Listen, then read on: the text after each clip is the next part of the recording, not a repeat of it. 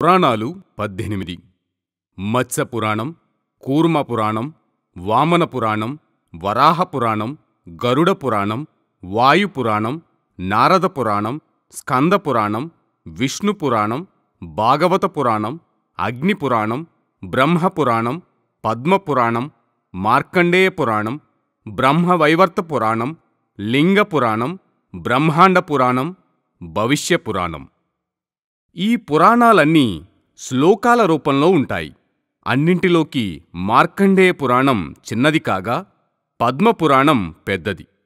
మత్స్య పురాణం మత్స్య రూపంలో ఉన్న మహావిష్ణువు మనువనే రాజుకు చెప్పిన ఈ పురాణంలో కాశీక్షేత్ర ప్రాశస్త్యం, యయాతి, కార్తికేయుడు వంటి రాజుల గొప్పతనాన్ని, ధర్మమంటే ఏమిటో, ఆ ధర్మాన్ని ఆచరించే విధానాలేమిటో విష్ణుమూర్తి వివరిస్తారు. కూర్మ పురాణం కూర్మావతారం దాల్చిన విష్ణుమూర్తి చెప్పిన ఈ పురాణంలో ఖగోళ శాస్త్రం గురించి, వారణాసి, ప్రయాగ వంటి పుణ్యక్షేత్రాల గురించి వర్ణన కనిపిస్తుంది. వామన పురాణం పులస్య మహర్షి నారద మహామునికి చెప్పిన ఈ పురాణంలో శివపార్వతుల కళ్యాణం, గణేశుడి, కార్తికేయుల జన్మ వృత్తాంతాలు, ఋతువుల గురించిన వర్ణనలు కనిపిస్తాయి.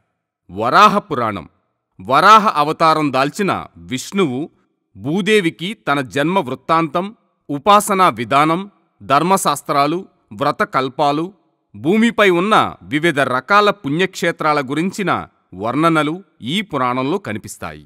గరుడ పురాణం గరుడుకి వివిధ సందేహాలపై విష్ణువు చెప్పిన వివరణ ఇది.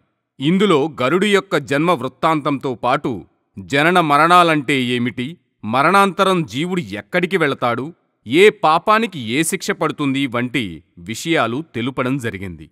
వాయు పురాణం వాయుదేవుడు చెప్పిన ఈ పురాణంలో ఈశ్వరుని మహత్యం, భూగోళం, సౌరమండలం యొక్క వర్ణనలు కనిపిస్తాయి.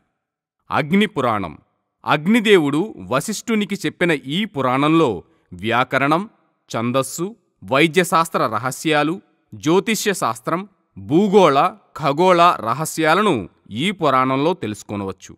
స్కంద పురాణం కాశీఖండం, కేదారఖండం, కుమారీల ఖండం, రేవాఖండం తదితర ఖండాలుగా ఉండే ఈ పురాణాన్ని స్కందుడే చెప్పాడట.